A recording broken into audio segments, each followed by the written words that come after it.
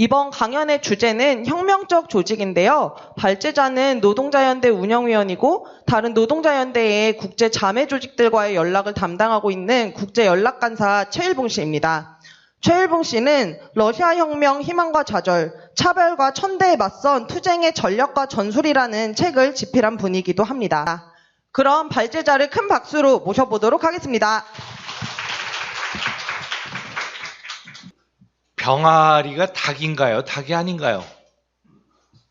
좀 황당한 무슨 선문답이다 뭐 이러겠지. 자, 노동자연대는 당입니까? 당이 아닙니까? 노동자연대는 당이기도 하고 당이 아니기도 합니다. 정당법에 규정된 정당 설립 요건을 충족시키느냐 여부로 보면은 아직 그런 규모로 성장하지 못했으니까 당이 아니겠죠. 하지만 병아리도 닭이잖아요. 작은 닭이잖아요. 그런 의미에서 보면 노동자연대도 당입니다. 뭐 병아리가 오리도 아니고 참새도 아니듯이 우리는 노동조합도 아니고 NGO도 아니고 공동전선도 아니고 바로 정당인 것이죠. 제가 왜 이런 얘기를 하냐면 한 2000년대, 2010년대 바로 직전까지만 해도 급진 좌파들이 이제 서로 이렇게 연합을 해서 당을 만들자, 민주노동당이 보다 훨씬 좌파적인 그런 정당을 만들자, 그런 이제 그 생각에서 사실 그리고 민주노동당의 그 핵심이 이제 그 자민통계 그런 쪽과의 경쟁, 예로부터 한 1990년대로부터 했었던 경쟁의 뭐라 그럴까요? 경쟁을 돌파하기 위한 한 돌파구로서 급진 좌파끼리 모여서 한번 당을 만들어 보자, 이런 이제 계획을 세웠고, 그래서 실제로 저희는 이제 빠진 채 실행까지 됐었어요. 산오련 뭐 이렇게 해서 조직도 만들고 그랬는데 다 산산이 이제 그랬죠. 저희는 그때 안 될 거다. 서로 너무 뭐라 그럴까, 독자성을 너무 내세, 그렇게 표현하면 좀 안 되는데 뭐라 그럴까, 함께 협력하는 전통이 너무 없고 그래가지고 분열 금방 일어날 거다, 그렇게 생각을 해갖고 그리고 저희는 당시에는 형식적으로 민주노동당에 가입돼 있는 상황이어가지고, 그래가지고 이제 저희는 사실 또 배제당하기도 했어요. 그러니까 둘 다인데 반쯤은 배제당하고 반쯤 저희 자체도 약간 회의적으로 보기도 하고. 근데 이제 그때 그런 질문을 막 받았던 거예요. 아니, 저희 당시 이름이 노동자연대 다 함께, 그냥 줄여서 다 함께였는데, 다 함께는 당 안 만들어요? 당 건설 안 해요? 막 이런 문서로도 그런 비판을, 당 건설에 아무런 뜻이 없다, 막 이래가지고, 남의 당이나 기생한다, 뭐 이런 식의 비판을 해가지고, 참 기가 막혀가지고 했는데, 그래서 제가 묻는 겁니다. 우리 모두에게 물었던 거죠. 병아리가 닭이냐 오리냐? 그래도 닭이다, 아무리 작아도. 그러니까 막스적인 의미에서 보면은 지금 이 부르주아 정당법에 근거한 그 설립 요건에 근거한 그런 것만이 당이라는 거는 막스주의 당 개념하고는 관계가 없다라는 거죠. 자, 그럼에도 우리는 노동계급 속에서 성장하길 원합니다. 성장해서 노동자가 당원의 다수를 차지하는 그런 노동자 대중정당이 되기를 바랍니다. 근데 이제 그래서 당과 이 계급 사이의 관계에 대해서 한번 간단히 좀 짚어보고 넘어갈 게 있는데, 정당이 계급의 이익을 표현한다는 그런 주장은 정당과 계급이 단순히 이렇게 1대1 대응 관계라는 그런 도식적이고 기계적인 생각을 뜻하는 게 아니죠. 실제 역사를 보면 당과 계급 사이의 관계는 다양했습니다. 처음에는 한 계급의 이익을 대변했지만 마침내 다른 계급의 이익에 기여하게 되는 정당도 있고, 한꺼번에 두 계급, 심지어 세 계급의 이익에 기여하려는 정당도 있고, 한 계급 전체의 이익을 거슬러서 계급 일부에 기여하려는 정당도 있고, 몇몇 군소정당이 같은 계급의 확실한 대변자가 되려고 경쟁하는 경우도 있고 그렇습니다. 한 계급의 이익을 대변했지만 마침내 다른 계급의 이익에 기여하게 되는 정당의 사례로서는 중국 공산당이 있죠. 중국 공산당은 1920년대에는 노동자 정당이었어요. 그러나 30년대 이후로는 지식인과 농민의 정당이 됐고 50년대부터 70년대까지는 국가 관료의 정당이었고 그 다음에 그 80년대 이후에 변하기 시작해서 오늘날에는 국가 관료와 민간 자본가들의 정당이죠. 우리나라 민주당도 이렇게 그 계급 기반이 바뀌어온 그런 사례입니다. 언제나 이데올로기 자체는 진보적 포퓰리스트 정당, 저희는 그거를 이제 민중주의라고 부르는데 서구의 그 우익 포퓰리스트 정당하고 좀 구별되게 진보 포퓰리즘 또는 민중주의 이렇게 부르는데요. 그런 진보 포퓰리즘, 자유주의적 포퓰리즘이라고 하는 게 훨씬 정확하겠네요. 자유주의적인 포퓰리즘, 근데 진보인 척하죠, 이데올로기는 어쨌든. 그런 정당이었지만 그래도 사회적 기반의 변화가 있었어요. 1970년대에는 반박정희 그 민주화 투쟁 시기에는 주요 기반이 중간계급 서민층이었죠. 그러나 1980년대 중엽 이후에는 특히 90년대에는 주요 기반이 호남 자본가들로 바뀌었어요. 그리고 이제 2000년대에 뭐 분열을 거쳤다가 뭐 또다시 합쳤다가 막 이래가면서 마침내 지금은 확실하게 이제 분열되어 갖고 그래서 문재인 정당과 이제 박지원 등의 김대중 그 직계 정당 이런 직계들의 정당 이런 식으로 바뀌었는데요. 정의당 같은 경우는 노동자 정당의 성격이 매우 강하지만 그러나 그 진보 포퓰리즘을 내세워가지고 뭐 중간 계급의 기반도 확보하려고 애쓰고 있고 약간은 확보하지 않았을까 싶은데요. 상인들의 이익을 굉장히 방어하려고 애를 쓰고 뭐 한다거나 재벌에 반대하면서 중소기업이나 자영업자들 이런 사람들의 이익을 방어하려고 애쓰는 그런 포퓰리즘의 성격을 진보 포퓰리즘이긴 하지만요 갖고 있죠. 민중당은 뭐 혹시 어저께나 뭐 그 김인식 동지의 한국의 친북 좌파 한국의 스탈린주의 때 들으셨는지 모르겠지만 이 스탈린주의 정당들은 아주 독특합니다. 절대 그 북한하고는 다른 북한의 관료하고는 구별해야 하는 거고요. 북한의 관료는 오롯이 지배계급이고 반면에 이 한국의 친북 좌파는 아주 박해받고 지금도 그 주요 리더 중에 한 명이 감옥에 갇혀 있고 이번에도 석방되지 못하고 그렇게 박해를 받는 그런 정당이죠. 그럼에도 불구하고 이 정치 운동은 그 세 개의 계급 기반을 확보하려고 애를 쓰고 있어요. 하나는 노동계급의 기반이고 다른 하나는 북한 관료, 북한 국가, 북한 지배 관료에게도 기반을 두려 하고 있고 사실상 두고 있다고 말할 수 있고요. 그걸 굉장히 끊어놓고 있기 때문에 남한의 국가가 그렇기 때문에 그게 이제 물질적인 그런 그 성격보다는 정치적 이데올로기적 그 성격이 상당히 강하지만요. 어쨌든 북한 그 지배 관료에게 기반을 두고 있고 그다음에 한국의 지배기급 일부에게도 기반을 두려고 애써왔고 그래서 약간의 몇몇 개인들을 확보를 했으나 뭐 김대중 정부의 안기부 국정원 그때부터 국정원으로 바뀌었지 아마 국정원장이었던 그 임동원 씨라던가 그다음에 노무현 정부의 통일부 장관이었던 정세현 씨 이런 분들은 이제 정세현 씨 같은 사람은 원광대 총장 지금 이 현 정부에게도 큰 영향을 미치는 그런 지배계급의 일원이죠. 그런 사람들과의 개별적인 우호적인 관계들을 갖고 있고, 뭐, 2000년대 아주 초에는 현대 총수 정주영이 죽었을 때 거기 조문을 가고 막 이러면서 애를 썼지만, 그러나 이 북한의 국가의 그 성격 때문에, 그러니까 제국주의하고 충돌하고 있는 그런 상황 때문에 이제 이 남한 지배계급으로부터 동맹을 얻지는 못했죠. 아마 중간계급의 일부에게는 동맹을 갖고 있다고 보입니다. 그래서 그런 민중당 같은 경우나 자민통계 일반의 그 계급 기반이 세 개라고도 말할 수가 있어요.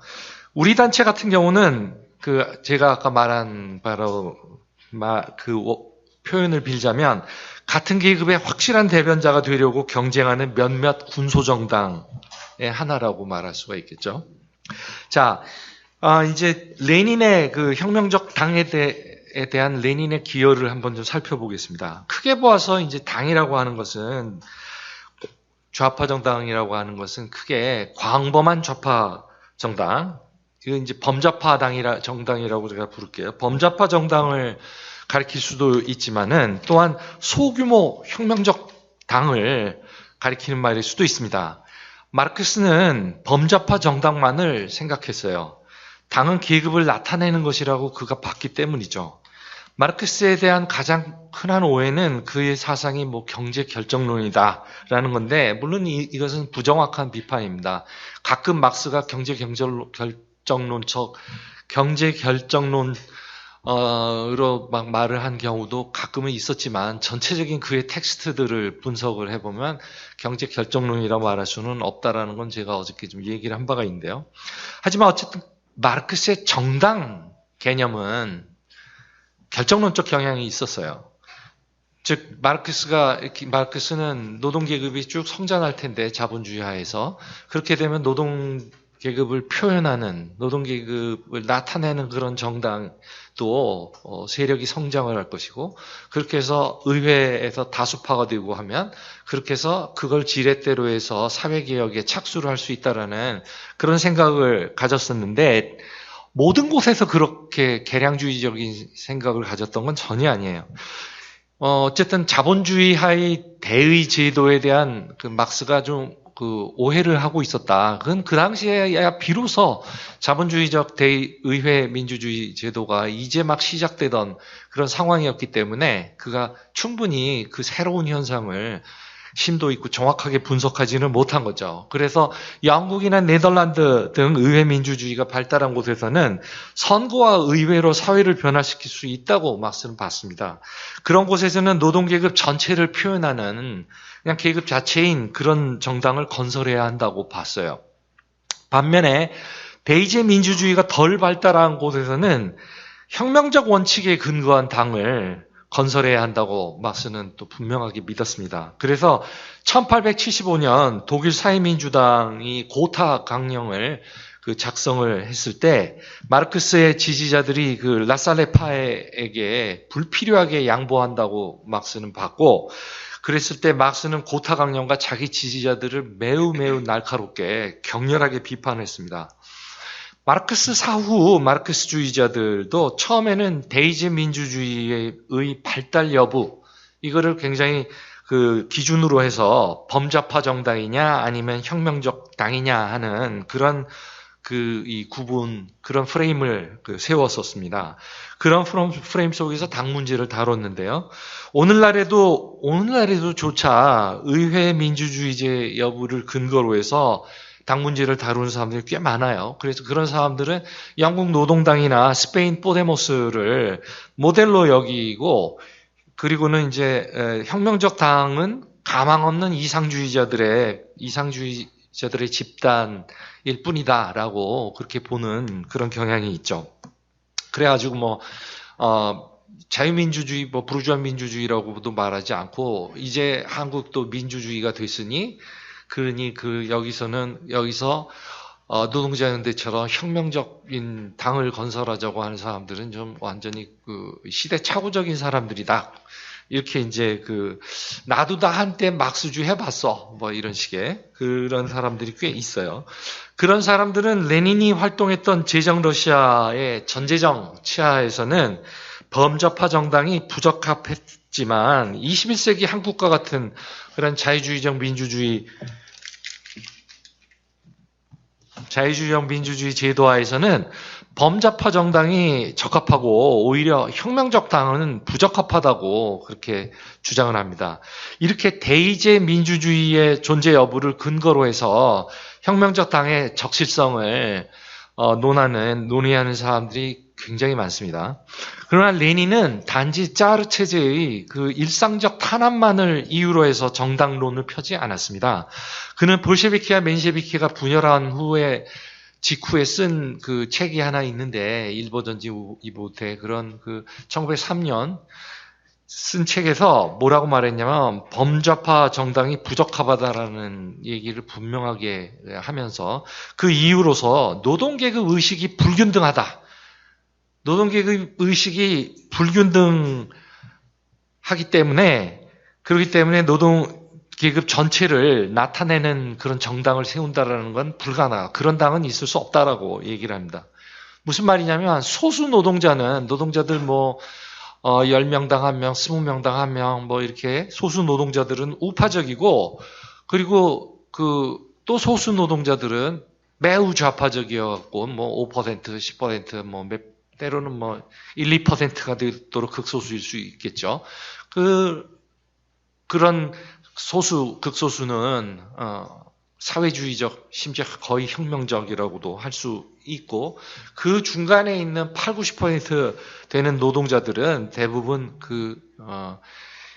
좌파적, 사회주의적 이런 생각도 한편에 갖고 있고 다른 한편에는 아직도 보수적 그런 전통적인 그런 생각도 가지고 있고 뒤죽박죽 돼 있죠. 이런 걸 두고 계급의식의 불균등성이라고 말하는데 따라서 계급을 표현하는 당, 계급 그 자체를 이렇게 당으로 만든 거. 이게 우리나라에서 용어로 말하면 노동계급의 정치 세력화.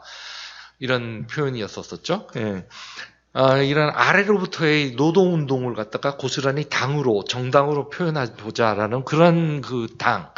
그런 당도 마찬가지로 뒤죽박죽일 수밖에 없어요. 당내 극도로 우파적인 완전히 저것들은 여기 왜 있는 거지 도대체? 민주당이나 가 있으면 딱 알맞겠는데 싶은 것들도 있고 그 다음에 대부분의 사람들은 상당히 건강하고 그러나 분명 혁명적인 사상을 가지고 있진 않고 당내에 또 아주 극소수는 또 혁명적이거나 꽤 급진적인 그런 사상을 가지고 있고 그런 거를 우리는 쭉 봐왔죠. 민주노동당, 통합진보당, 지금 정의당으로까지 쭉 이어진 동안 이런 범좌파 정당, 녹색당도 마찬가지일 거고 그렇게 우리는 봐왔습니다. 레닌의 볼셰비키당이 어떤 사람들이 이렇게 주장을 해요. 또 이와 관련해서 레닌의 볼셰비키당이 실제로는 카우츠키의 독일 사회민주당의 러시아 버전이었을 뿐이다. 그런 사람들이 있습니다. 예, 단지 그냥 카우츠키의 독일 사민당하고 다른 거는 비밀스러운 보안 기술만 도입한 것이라는 그런 주장을 하고 있죠. 그러나 사실이 아닙니다. 참말이 아니에요. 레닌의 볼셰비키당은 선진적이고 능동적이며 혁명적인 소수를 조직했어요. 그저 계급 전체를 다 표현하는 그런 입장에서 다 받아들인 것이 아니라 이거에 동의합니까? 우리 입장은 이겁니다. 혁명적인 입장입니다. 이걸 동의하십니까? 그렇게 동의하는 사람들을 받아들였던 것이죠. 그리고 무엇보다 당 활동이 독일 3인당처럼 느슨하게 선전 활동하면서 한편으로 또 이 선거 활동 같은 걸 또 선거 운동 같은 거 하고 하는 그런 느슨한 당이 아니라 매우 개입주의적인 당이었어요. 노동자들의 투쟁에 참여를 해서 동참을 해서 그 투쟁이 이기도록 하기 위해서 어떻게 해야 할까를 전술적인 고민들을 노동자들과 함께 나누고 그리고 그것을 노동자들과 함께 조직하고 하는 그런 개입주의적인 정당이었기 때문에 그런 점에서도 독일 사민당과는 구별됐습니다. 특히 레닌은 대세 추수, 꽁무니 쫓기를 추수주의를 단호하게 반대를 했습니다. 요컨대 레닌은 당 문제에서 마르크스의 유산과 제2인터내셔널의 한계, 레닌 볼셰비키당이 포함되어 있던 제2인터내셔널의 한계를 넘어섰습니다. 그 한계는 당이 계급을 나타낸다는 생각, 기존 노동운동을 노동운동과 차별받는 사람들이 그런 운동들을 정당 설립으로 이렇게 가져가야 한다라는 그런 생각, 노동계급의 정치 세력화, 이런 생각을 바로 뛰어넘어서 거부하고 더 나아갔었던 것이죠. 오늘날까지도 레닌을 제외한 모든 좌파 전통은 당이 계급을 나타낸다는 생각을 가지고 있어요. 사회민주주의든 스탈린주의든 다 이 개념에 집착을 하고 있습니다. 레닌은 이런 사고를 벗어나서 별도의 그 혁명적 당이라는 생각을 견지했고 그 생각을 실행했습니다. 물론 전술에서는 우리는 좀 유연할 수가 있어요. 유연해야 돼요. 그리고 우리나라처럼 부르주아 정당들만이 공식 정치를 지배하고 있는 그런 상황에서 광범한 진보 정당, 범좌파당과 그 혁명적 소수 정당을 이분법적으로 딱 나누고 그 중에 하나만 꼭 다른 하나를 배척하는 식으로 그렇게 단순 대립시켜서 생각할 필요는 없어요. 우리는 그 정의당과 민중당을 비판적으로 지지하면서 또 동시에 혁명적 소수 정당을 건설을 할 수 있습니다. 즉, 그 정의당 등에 대해서 우리가 경쟁 의식을 가지고만 바라보고 가는 건 부적절한 태도이겠죠. 때로 지지하고 때로 비판하고 해가면서 해야겠죠. 자, 이제 혁명적 당 건설을 향해서 나아가는 그런 문제에 대해서 좀 생각을 해보기로 하죠. 지금까지 저는 당이 계급을 나타내지 않는다 또는 당은 계급이 아니다라는 혁신적인 그 레닌주의 개념을 설명했고 강조했습니다. 여기에 내포된 함의는 광범한 진보정당 또는 범좌파당과는 별도로 혁명적 당을 건설을 해야 한다는 것입니다. 마치 혁명가들이 노동조합을 건설하면서도 동시에 혁명적 당을 건설할 수 있듯이 우리는 그 범좌파 정당에 대해서 지지도 하고 비판도 하면서 이렇게 대개는 지지할 일이 많겠죠. 그러면서 또 동시에 혁명적 당을 그 건설을 할 수 있다는 것입니다. 혁명적 당이 계급을 나타내지 않는다고 해서 계급과 동떨어진 당을 건설한다라는 식의 그 생각을 해서는 안 될 것이죠. 당은 계급과 유기적 관계를 맺어야 합니다. 레닌은 1897년에 쓴 어떤 글을 썼냐면은 러시아 사회민주주의자들의 과제들이라는 그런 그 글을 하나 썼는데 거기서 계급의 일상적 투쟁에 관여해야 한다라는 것을 매우 강조했어요. 그는 요거를 어떻게 표현을 했냐면 노동자들 사이에서의 선동이라고 이렇게 표현을 했는데 저희는 이제 그런 것을 갖다 이제 개입적 활동, 개입주의라고 이렇게 표현을 하죠. 그리고 레닌은 거기서 공장 조직을 건설하는 것을 매우 강조를 했습니다. 물론 산업 구조가 고도화된 오늘날의 그 한국에서는 21세기 한국에서는 꼭 공장에서만 건설해야 할 그래서 필요는 없겠죠. 사무실과 학교 등에서도 건설을 폭넓은 형태의 그 일터들인데 이런 곳들로 사고를 확장을 할 수가 있을 것입니다. 그럼에도 불구하고 공장에 다니거나 공장을 다니려고 하는 사람들이 애써 다른 곳에서 조직을 건설하려고 하는데 우선순위를 줘서는 안 되겠죠. 네. 자, 뿐만 아니라 그 부르주아 민주주의가 이제 그 자리를 잡았잖아요. 그런 자리를 잡은 상황에서 그 노동조합 관료들은 이제 그 더욱 온건해지는 경향이 있게 됩니다. 그리고 더욱 개혁주의적이고 부문주의적인 그런 경향이 있게 됩니다. 그래가지고 우리는 정규 교사들의 조합인데 기간제 교사들의 정규직화를 지지하게 되면은 우리 조합에 막 떨어져 나간다. 그리고 우리 조합으로 들어올 그 지금 예비 교사들, 임용고시를 준비하고 있고 이런 사람들도 우리 쪽으로 안 온다. 그렇게 되면 다 그 사람들 교총 쪽으로 가고 우리는 완전히 나이 든 사람들만의 조합으로 있게 되는 거 아니냐. 이런 식의 그 부문주의적 사고를 하지 않았습니다.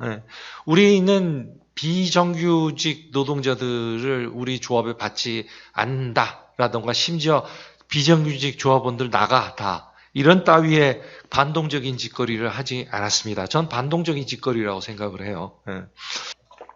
레닌은 노동계급이 파업, 시위 등 직접적 행동을 많이 하지 않는 비교적 일상적인 시기에도 계급과 유기적인 관계를 맺어야 한다고 강조했습니다. 이런 시기의 초기에는 계급을 대신해서 이렇게 운동이 막 이렇게 갔다가 이렇게 되는 이런 시기 초기에는 계급을 대신해서 엘리트적으로 행동을 하다가 일상적 시기가 길어지면 극도의 사기저하에 빠져서 계급과의 유기적 관계를 끊으려는 그런 시도가 나타나죠. 그래서 러시아 1905년 혁명이 한 1905년 말 6년 정도쯤 패배하기 시작을 해서 이제 1907년 봄쯤에는 완연하게 패배의 기색이 있게 됐는데, 그러자 이제 그 1908년경쯤에는 완전히 이 계급과의 유기적 관계를 끊자라는 그런 시도들, 그런 제안들이 막 볼셰비키 당내에서 나왔습니다. 예를 들자면 뭐 당내에 청산파라던가 소환파라고 불리우는 분파들이 나타나왔고, 그래가지고 이제 이 노동계급 속에서 비밀스럽게 지금 활동하고 있고 굉장히 위험하기도 한데, 왜냐면 활동을 하니까, 그런 그 위험한 그런 것을 굳이 해야 하느냐, 청산하자, 정리하자라는 그런 입장도 있었고, 국회에다가도 몇 명을 갖다가 선전을 위해서, 반자본주의적 반재정 선전을 위해서 국회에다가도 보냈었는데, 몇 명을, 그런 사람들 다 소환을 하자, 이런 그 입장들이 있었습니다. 그것과 아주 단호하게 싸웠고, 심지어 당에서 축출하기까지 할 정도로 계급과의 유기적 관계를 강조하는 점에서는 아주 원칙적인 입장이었죠. 그건 단지 전술의 문제가 아니라 그건 원칙의 문제였던 거죠. 이렇게 인내심이 적은 자들이 있는데, 인내심이 적은 자들과 다르게 혁명가들은 노동조합에 참여해야 한다라는 것이죠. 노동자 단체에 참여를 해야 한다는 것이고, 만약 가능하다면 심지어 선거에도 참여할 수 있다라는 게 레닌의 그 주장입니다. 선거 참여의 목적은 물론 역량도 안 되는데 하겠다고 해가지고 온갖 모든 이 당의 활동이 다 그냥 선거에 쏠려버려가지고 그렇게 돼갖고 부지불식간에 선거 중심주의적인 그런 사고와 경향성이 배태되도록 그렇게 해서는 안 되겠죠. 그러니까 역량이 됐을 때 그런 것에 이제 도전도 해볼 수가 있을 텐데, 그 목적은 그러나 결코 의회에서 다수파가 되겠다던가 그런 생각을 가져서는 안 된다라는 것이에요. 막스주의 전통에서 의회 참여, 선거 참여의 목적은 훨씬 더 폭넓은 사람들에게 선전을 반자본주의, 반체제 선전을 할 수가 있다라는 것입니다. 레닌은 돼지우리라고도 표현을 했어요. 국회의회를. 근데 그 돼지우리에서 찡얼찡얼 되지 말고 그 안에서 그 일을 할 줄도 알아야 한다라고 얘기했어요. 어떤 후대의 혁명적 마르크스주의자는 이렇게도 표현을 했어요. 의회 선거는 똥더미다. 커다란 똥더미인데 더럽고 부패해서, 하지만 그 똥더미 위에 올라서서 당신이 정치적 주장을 한다면은 훨씬 더 멀리 있는 사람들에게까지 당신의 주장이 들릴 것이다.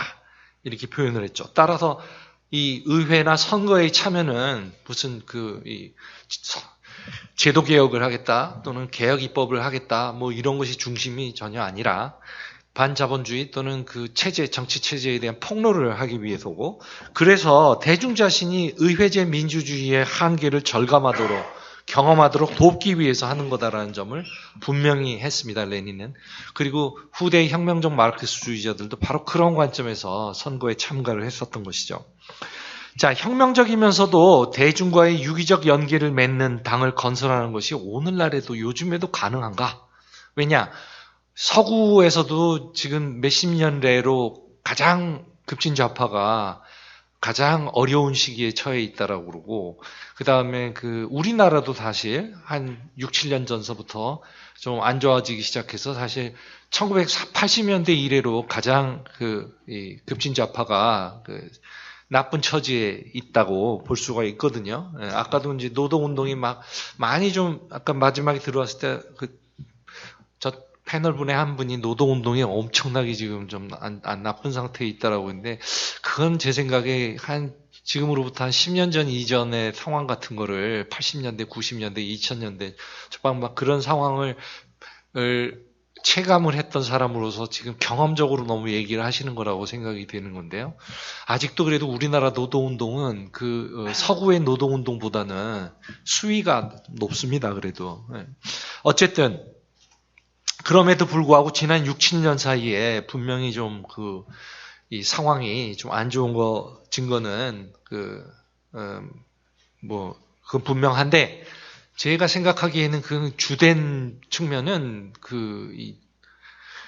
바로 객관적인 그런 변화, 부르주아 민주주의가 점점 시간이라는 게 굉장히 중요한 거거든요. 처음 몇 년은 잘 모르고 지나갈 수 있지만 세월이 가면 갈수록 절감하게 되는 게 시간이고, 그래서 시간이라는 요인은 우리가 중시해야 하는데, 부르주아 민주주의가 90년대 말 2000년대 초 이래로 아주 점점 지금 진행되어 오면서 그 핵심적인 행위 주체는 노동단체의 지도자들이거든요. 즉, 노동조합 지도자들, 그리고 노동자 정당의 지도자들, 이런 사람들이 바로 개량주의, 개혁주의의 핵심 행위 주체이자 부르주아 민주주의로의 전환, 자유민주주의적 정치체제로의 전환에 있어서 핵심적인 행위 주체인데, 그 존재가 점점 시간이 가면서 두드러지게 노동운동 속에서 영향을 미치면서 일어난 일인데, 전적으로 그것만은 아니에요. 부분적으로는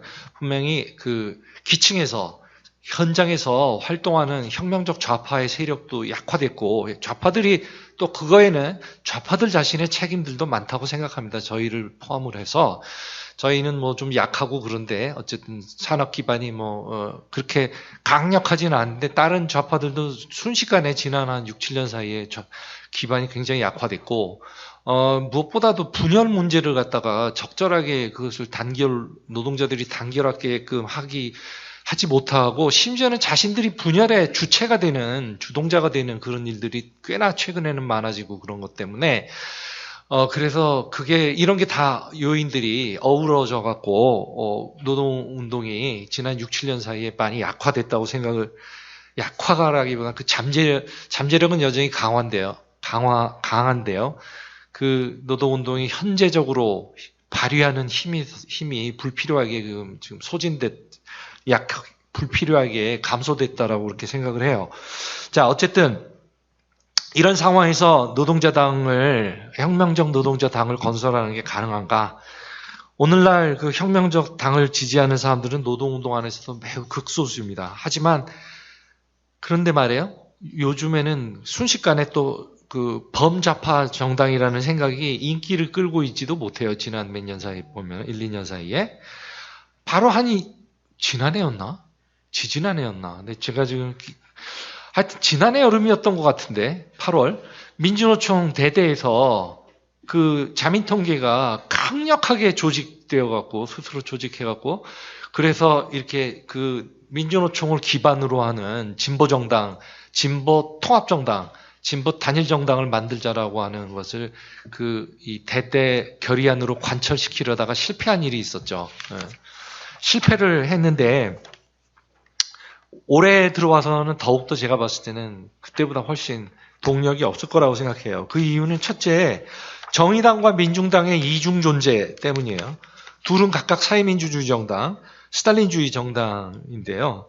서구의 경우에는 스탈린주의 정당들이 아주 소규모여가지고 그리스 정도를 제외하면 공산당은 별로 논란거리도 못 됩니다.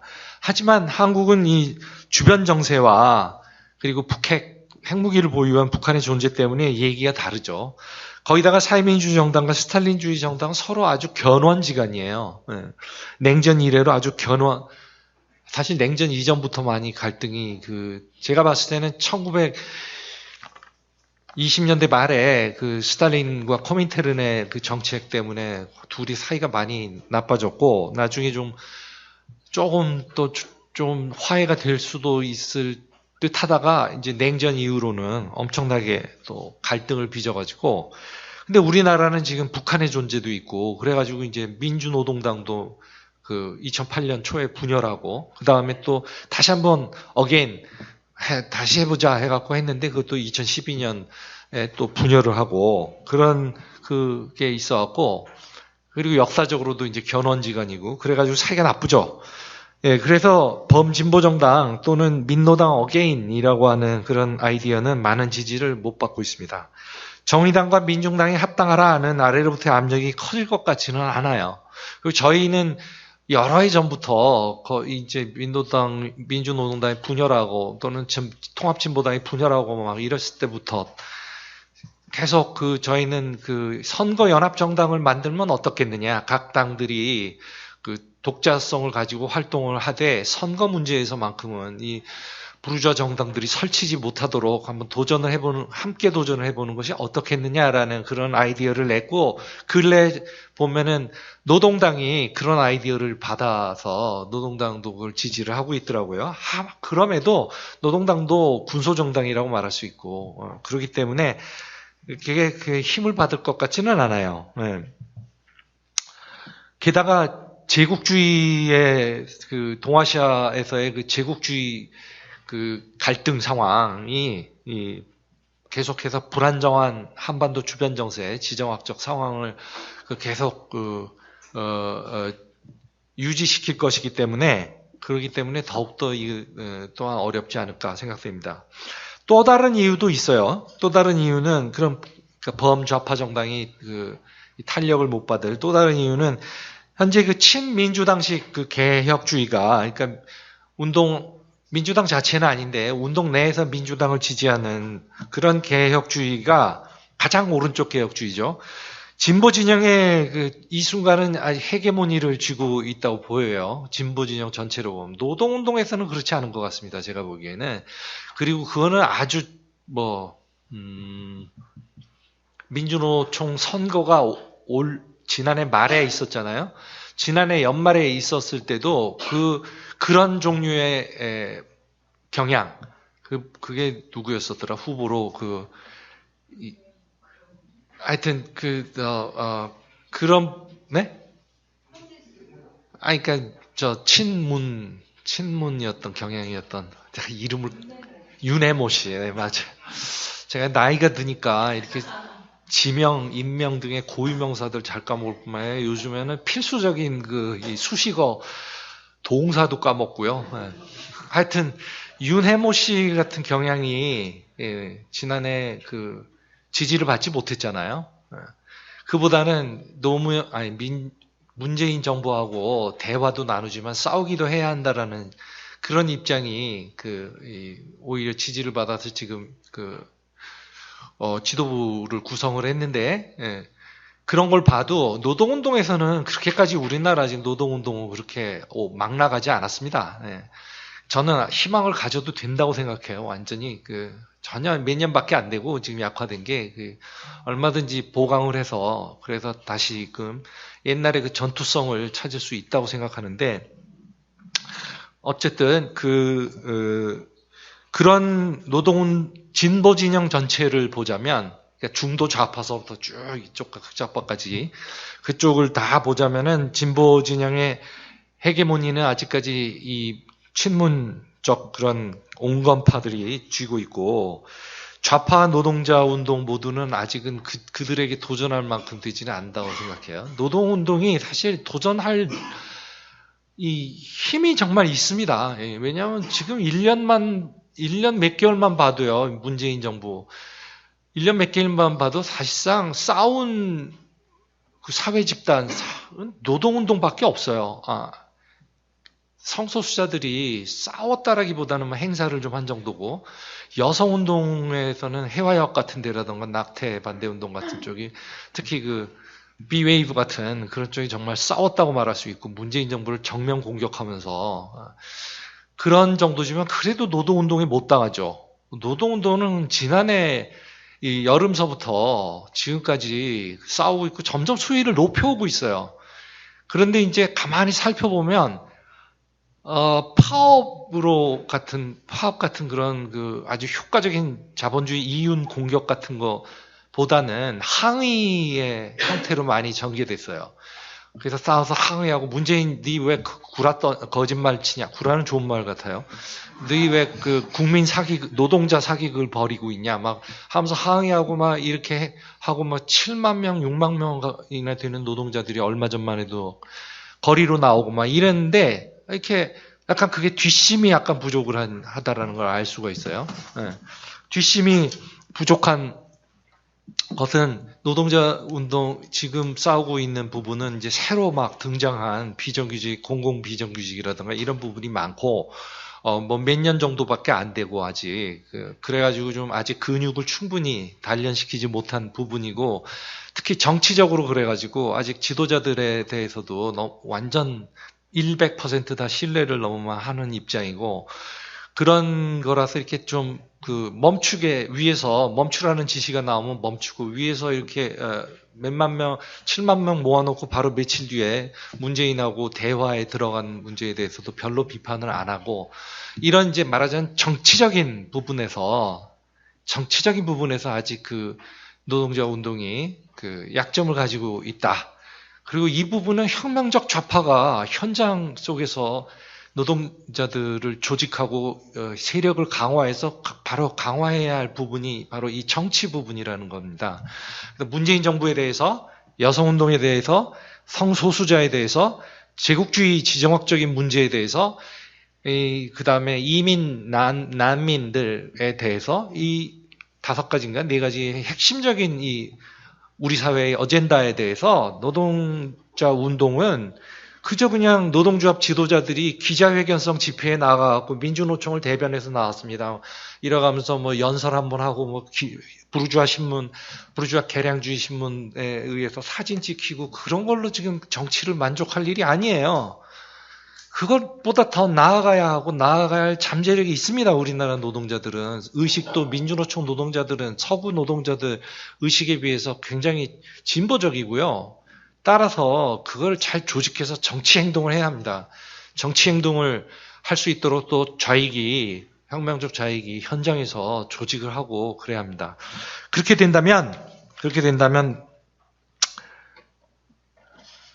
그러니까 노동자들을 운동 속에서 단결을 또 추진하고요. 분열을 앞장서서 만들어내고 비방을 하고 그따우짓거리를 할 것이 아니라 정정당당하게 정치적 토론과 논쟁하고 그걸로 사람들을 당당하게 공개적이고 투명한 방식으로 사람들을 설득하고 그래서 조직을 건설하고 정치적 조직을 건설하고 그래서 노동조합 지도부에 대해서 지지도 하면서 그들이 서투르게 나오면 비판도 하고 독자적인 행동도 심지어 하고 이래가면서 운동을 건설한다면 그다지 오래 걸리지 않을 수가 있습니다. 세계 경제가 위기이고 세계 정치도 위기이고 지금 뭐 사실은 한국은 그에 비하면 갑자기 상황이 조금 좋아진 듯한 그런 인상인데 안 그렇습니다. 지금 세계적으로 보세요. 트럼프 같은 자가 등장하고 영국에서도 지금 우익 파시스트들이 영국 역사상 최대 규모의 거리 시위를 15,000명이 영국은 그렇게 파시스트들이 강한 적이 없거든요. 그랬는데 15,000명이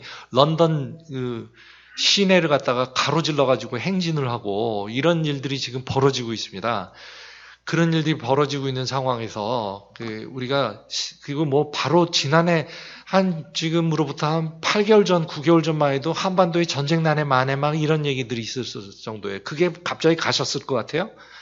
그런 위험이 안 그렇습니다. 그렇기 때문에 이런 상황, 경제도 어렵고 뭐 지정학적 상황도 위험하고 막 그런데도 막 이 사회의 주요한 피차별받는 부분이 서로 단결하지 못하고 심지어 계급은 노동자는 하나다라고 하는 게 상식처럼 돼 있던 사회에서도 지금 그렇지가 않고 노조 관료들이 막 쫓아내고 같은 노동자를 이런 상황에서 우리가 용감해야 합니다. 거슬러야 하고 이런 그릇된 대세는 그래서 조직을 해야 하고 혁명적 당을 건설해야 합니다. 당면하게 가장 중요한 건 혁명적 당을 건설하는 일이고 종파적이지 않은 방식으로 혁명적 당을 건설하는 일입니다. 이상입니다. 이번 주제와 또 공부할 때 도움이 될 책을 짧게 소개를 하겠습니다. 여기 앞에 있는 책 2권인데요. 러시아 혁명 희망과 좌절은 방금 발제자분이 이제 쓰신 책인데 러시아 혁명을 둘러싼 숱한 혼란과 왜곡을 걷어내는 시도이고 또 혁명을 이끈 레닌의 사상과 실천을 분석해서 오늘날에 적용하고자 하는 책입니다. 그리고 마르크스주의와 정당은 마르크스와 엥겔스, 레닌, 룩셈부르크, 트로츠키와 같은 혁명가들이 노동계급과 정당들이 어떻게 관계 맺을 것인가라고 하는 중요한 문제에 대해서 이론적, 실천적으로 기여했는지 찬찬히 투파보는 존 몰리뉴의 책입니다.